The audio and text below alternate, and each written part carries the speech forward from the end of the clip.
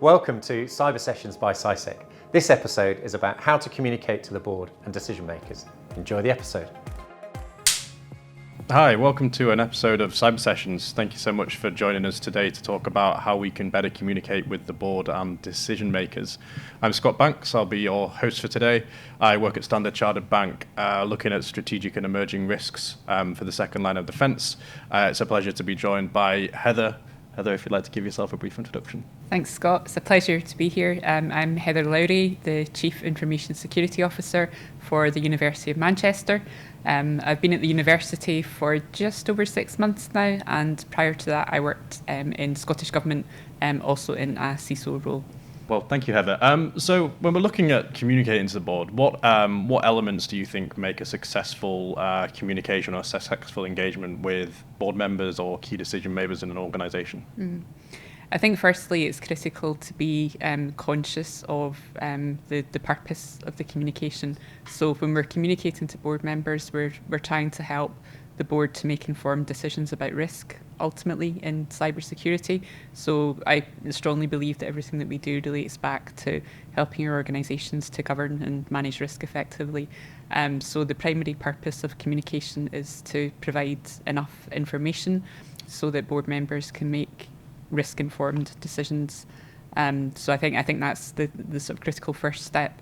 The principles of good communication apply to any, whether it's cybersecurity or whether it's any other domain. So being clear and concise and accurate. I think also having that trust and credibility established with the board is critical, so that your board trusts the message that you're delivering. So there's a lot of pre-work that has to be done as well to establish that trust and credibility in the organisation. But ultimately it's about providing clear, concise, accurate information to help the board to make well-informed decisions about risk. Super, thank you. And do you think, as an industry, we're probably known for having a lot of jargon, a lot of acronyms, a lot of complex terms. So how do you manage to navigate, keeping true to the topic and the depth and the complexity of a certain issue, whether it be, the prevalence of ransomware or not, that could mean to a business, while still keeping on the same terms as the board, and not diluting it to the point of it being almost meaningless for people to make real decisions that could impact an organisation or a business. That's the real skill, isn't it? So being able, I think if you truly understand a topic, then you're able to communicate it in clear and simple language. Often when people are using jargon or technical terms, they don't really have the depth of understanding of the topic.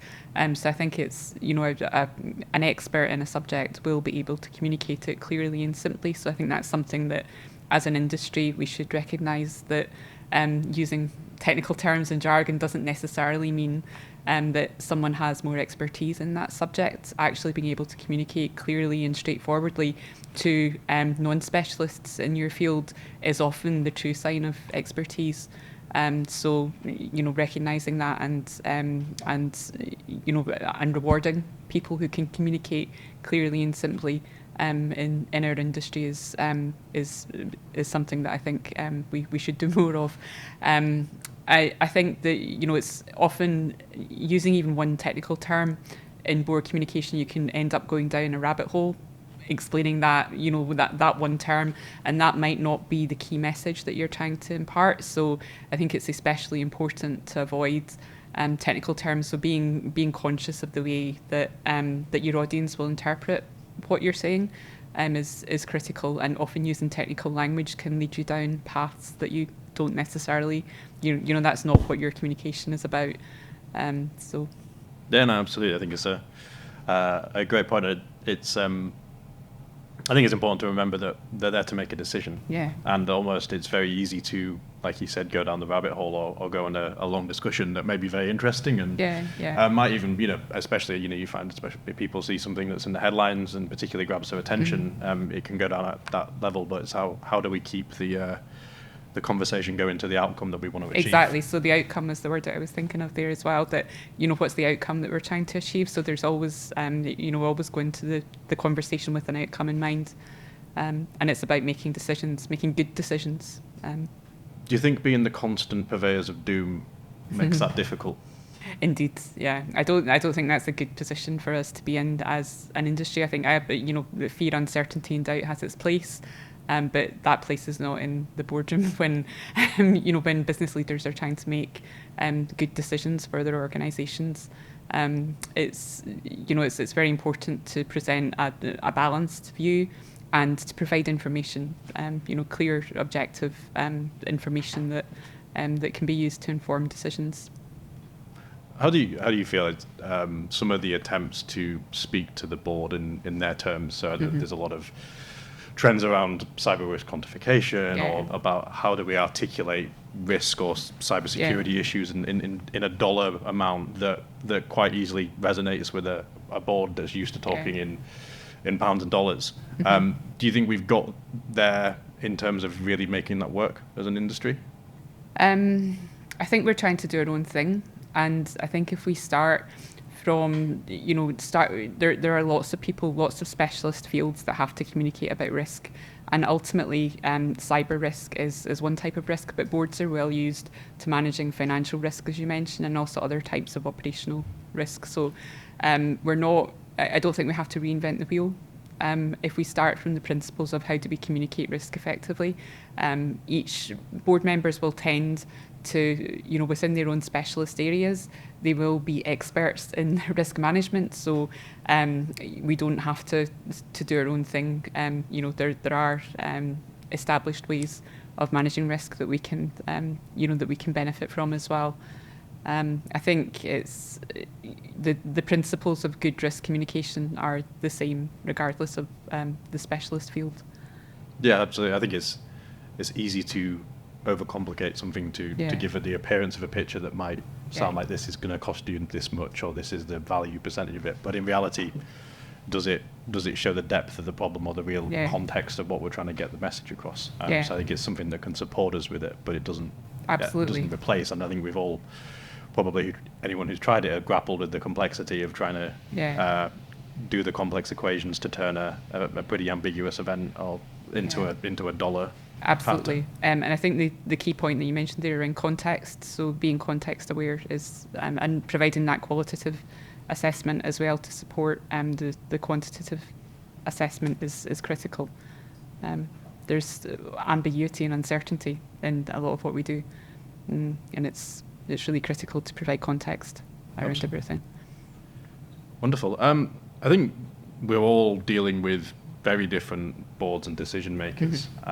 There's global multinational organizations with really quite professional boards and very experienced people on there, and there's much smaller organizations with a different audience or a different board, or maybe not the same depth of skill sets. How do you say we could approach it differently for a large organization or a small organization? Are there distinctions in how we can tailor our messaging and tailor our approaches to do that more effectively, dependent on the type of board or decision making we're dealing with?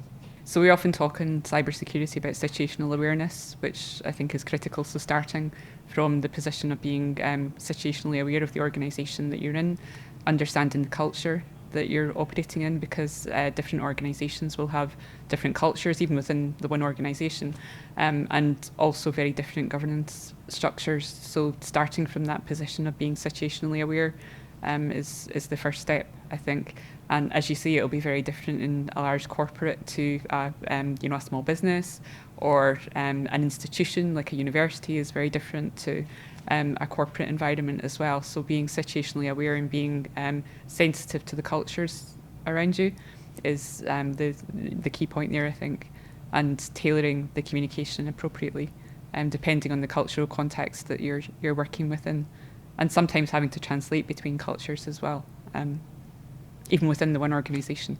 Yeah, absolutely. I mean, we were talking just before this around the different cultures of different environments, and I guess you've been working at the University of Manchester, and I guess a university is a very open culture. It's about sharing information, it's about knowledge, and it's not really something that risk is at the forefront of their mind. There was other objectives of the organisation. Have you found that affects or impacts kind of the narrative and the conversation around cybersecurity in an organisation that's not not historically known for being or having to worry about it as much as other organizations, but obviously, events, have a fold that every organization now needs to be concerned and everybody needs to be on the front for. Interestingly, one of the things that attracted me to my current position at the University of Manchester is that they do approach cyber risk as an operational risk, and it's on the strategic risk register as such. So the corporate governance structures are not as dissimilar as people might expect. So obviously it is very different culture, a historical institution, and the academic environment's very different to, or academic environments, I should say. There's lots of different, faculties and schools and cultures within the institution. It's very different to corporate environment, but from a corporate governance perspective and from a board perspective, it's not so dissimilar. So the risk management processes and the risk governance that the organisation has, it's quite similar. So, for example, the NCSC board toolkit applies to a university as much as it does to any corporate environment, and in fact we would share advice from such sources with our board members and have done. So it's not completely dissimilar.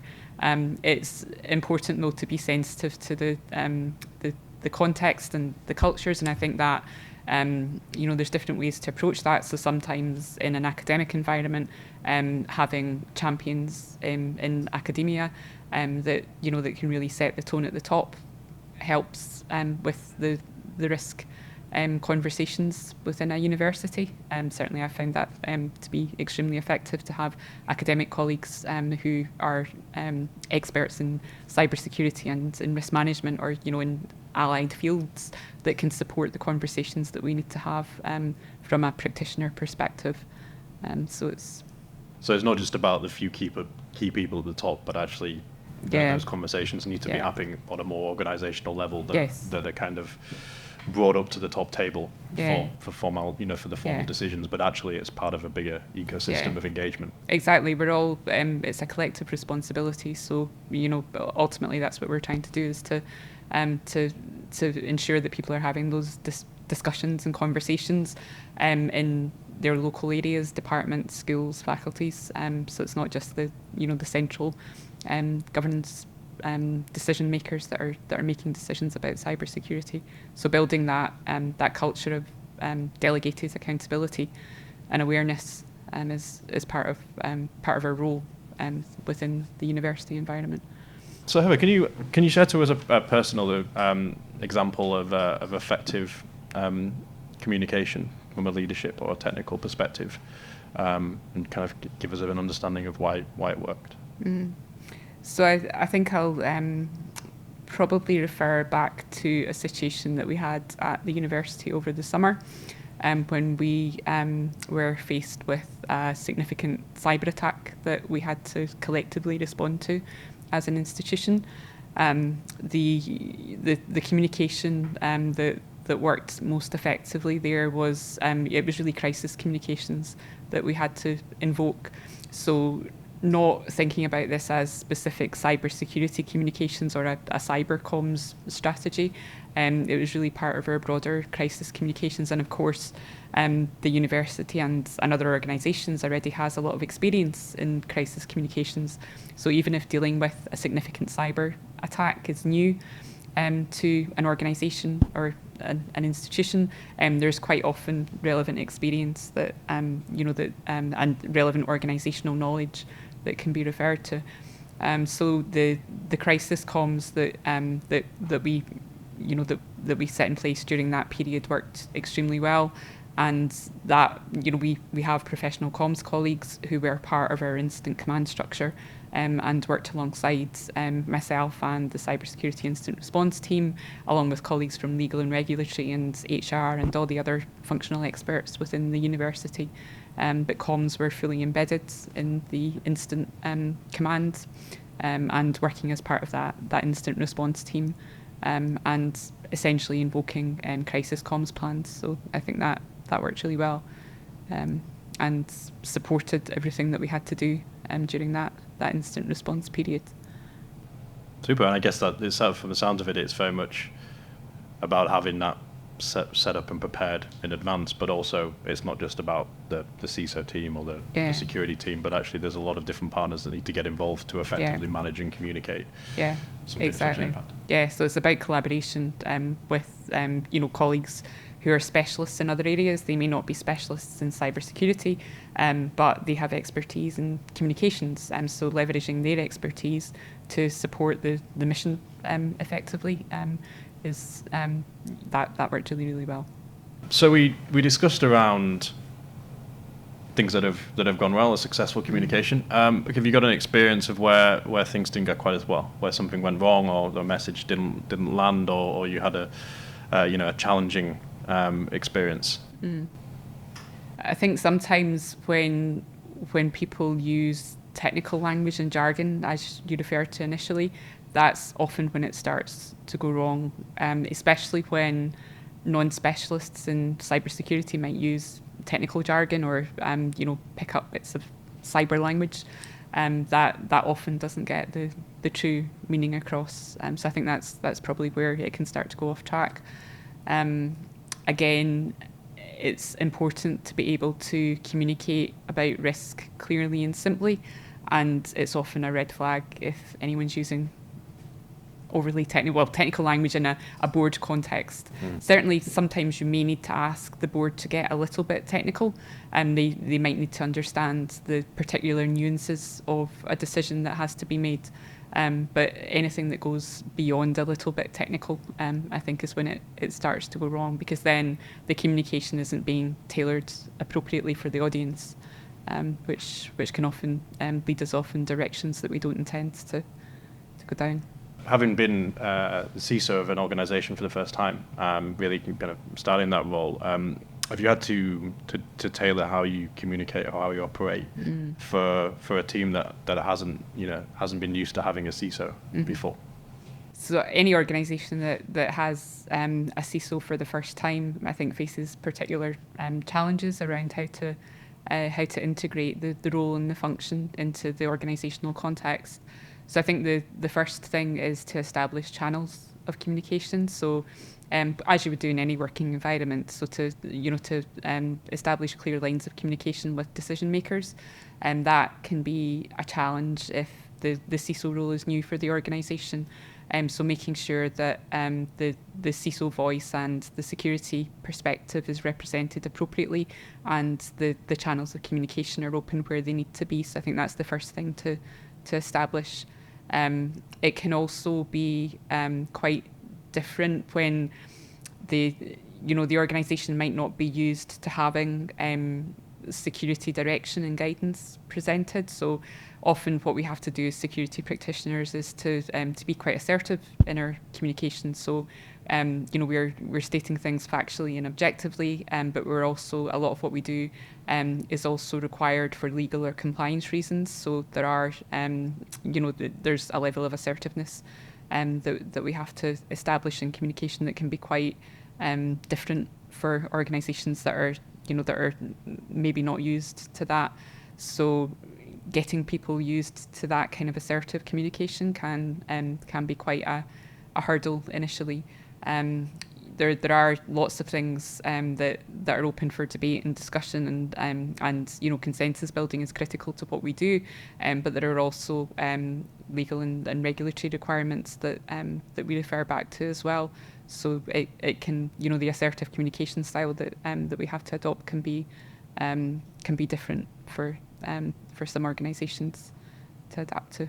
So in your experience, Heather, are boards starting to take this topic more seriously? Are we seeing kind of a more proactive, leaning forward approach from boards, rather than us having to kind of push our message on the boards, that actually there is a demand to understand the topic more, and a kind of a want and a desire to be able to really be able to get some of the context so they can make the right decisions to help the organisation? Yeah, absolutely. I think there's a demand for information there and for understanding about cybersecurity. People, it's in the news, cyber attacks are on the increase, board members read things in the news like the rest of us, so there's definitely a demand there.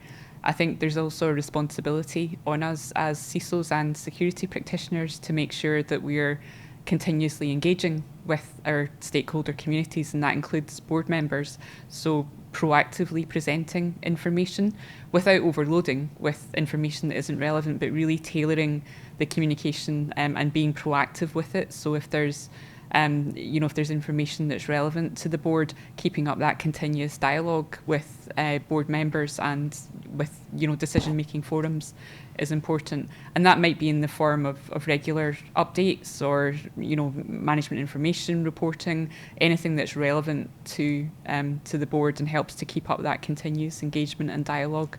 And it's not just at board level, is it? It's also within our organisations. So keeping up proactive communication strategies with stakeholders throughout the organisation is critical as well, and it should be a two-way dialogue. So having more of a dialogue rather than turning up to the board with your quarterly report on the latest the latest patching metrics or whatever it might be. Yeah. But having more of a dialogue with stakeholders really helps there.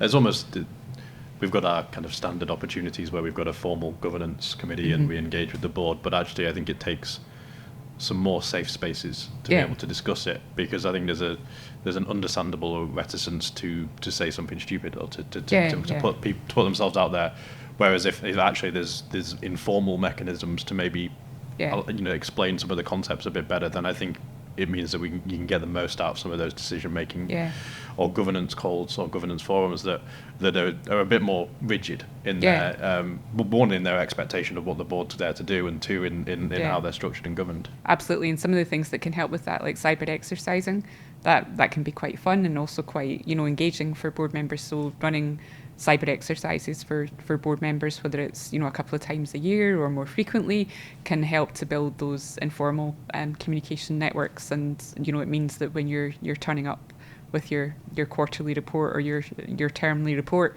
it's not quite such a it's a more worthwhile conversation, and there's more of a dialogue, having already established the context and relationships with board members. Yeah, absolutely. The exercises is a great example, because I guess a lot of the decisions that have to be made during an incident are a business decision. They're not they're not necessarily operational cyber decisions. Do we pay our ransomware? Yeah. Do we have the regulatory scrutiny of doing something, or do we lose the business as a functioning entity because we can't do it? And a lot of these things you don't want to be making those decisions with the board in the thick of the moment. So I think it's very important to be able to run through that and actually realise how much some of the board, or potentially decision makers in the management team are going to be relied upon to make some quite challenging decisions if things do materialise that way. Yeah, and I think as cybersecurity practitioners, that's something that we all need to be more aware of. So during attacks and incidents, often we'll focus on the technical considerations, but of course there's that much wider business context and that operational context that we need to operate within. So understanding the impact of the decisions that we're making on operations, and also knowing when to ask business areas and relevant colleagues to make those decisions is critical. And it all goes back to risk, doesn't it? So it's about being able to assess risk and to manage appropriately within the organisation at the appropriate level. So that is critical to be able to work as part of a broader team. Yeah, I think that's the key. Practiced, rehearsed, and ready to go. Yeah, exactly. So, I think there is a wider trend, given how many companies have been impacted at a material level from a cyber attack, for particularly larger boards to have cyber experts or people who are more dedicated to the information and cybersecurity thing. Do you think that's a positive thing, or does it actually detract from the other board members' responsibility to understand and engage with the topic, and actually they'll just say, well, we'll leave it to the cyber expert? So what do you think, what's your opinion on actually getting more dedicated expertise into boards? I think it's valuable. I think having expertise is good, and it doesn't detract from the responsibility of board members to understand and be accountable for the decisions that they're making. It complements the decision-making capability of a board, in my opinion. So I think having dedicated cyber experts that can opine on matters within their areas of expertise is a very positive thing for a board to have. Obviously, not every board can have a cyber expert, but where it is possible, I think it's something that can add a lot of value. Other board members are fully accountable as well, and there's that demand there to be informed and that responsibility on us to keep them informed. But I think having dedicated expertise on a board can only be worthwhile. And certainly in my experience, I've not seen other board members deferring all accountability to. And kind of everyone's uplifted by the exactly by that engagement exactly. and by that understanding. Yeah, exactly. So it lifts everyone up. So it's it's a positive thing. So given that a lot of our communications with the board are about potentially worst case scenario planning, or especially with the the kind of continued prominence of ransomware, the existential threat potentially, if you look at instances like Maersk, to an organization. Have you experienced, or do you feel that there is a kind of cyber fatigue from boards of the doom merchants coming and giving us another negative story? And how do you manage to balance that whilst still managing to land the message of the the importance and the seriousness of some of the stuff that we need to do, and the impact if it's not been done, whilst keeping that balance without being the doom merchants as we discussed at the beginning of the session? I think it's really important to avoid being the doom merchants. You can be a doom merchant for a limited period of time, but if that's your default, then you won't be listened to for very long. So it's something really to avoid. It goes back to risk assessment and risk management. So being able to articulate the impact and the likelihood. Worst case scenario planning is it's a critical part of our toolkit. And being able to plan for worst cases, to put in place contingency plans and to articulate and mobilise around those contingency plans is really important. But it's not the default communication that that we would go back to. So I think it's definitely got its place, but it's not necessarily it shouldn't be everything that we do. Having that balanced communication, that dialogue with the board is critical. So if you do need to, if you really do need to talk about worst case scenarios, then you're listened to if you've had that more open, transparent and balanced dialogue leading up to that. But it's easy to fall back on being the merchant of doom, and often in the industry that's what we're seen as. But it's really important to avoid that when communicating with the board and with decision makers. It's not a very effective strategy, I don't think. Yeah, absolutely. And I guess in an industry that's very much about the avoidance of negative events, how do we manage to balance that with a more positive story? Have you got examples of how you've managed to balance the message with progress and with developments that can give a bit more reassurance as well as concern? Yes, I think helping your organisation to understand the value of security as an enabler is critical. So security, it underpins everything that we do in every organisation that I've worked in. So security is foundational to enabling a university to achieve its core goals. So whether it's teaching and learning, whether it's research and innovation, social responsibility, as in the case of the University of Manchester, security underpins all of that. So helping the board to see the value of security as an enabler to the business is how I would approach that.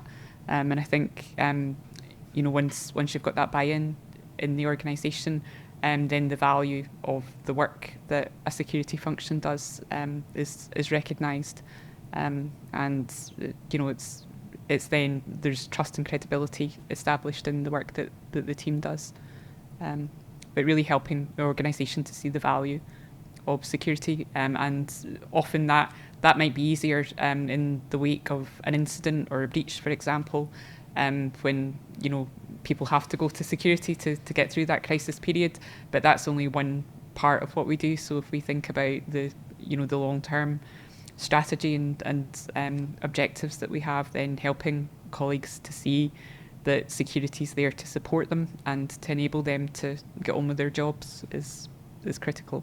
Yeah, absolutely. And I guess it's a positive part of a brand. now exactly. as well, in terms of an organisation that's known for being secure and taking that as a priority, is more likely to be trusted and ultimately used by customers or a business. So I think the trust is something that we started to use a lot more in the industry, because actually I think that it's a good discussion that we're building trust with the people that use us or interact with us, depending on the organisation, not just sitting in the background preparing for the apocalypse. Yeah, absolutely. And it can be a differentiator, can't it? So it's having strong security, it can really be a differentiator in business if there's more trust in your organisation compared to another organisation. It's absolutely. So I think we're creating trust. It's a great place to finish today. So thank you so much for your time and your expertise and some great insights and some stories. Thank you.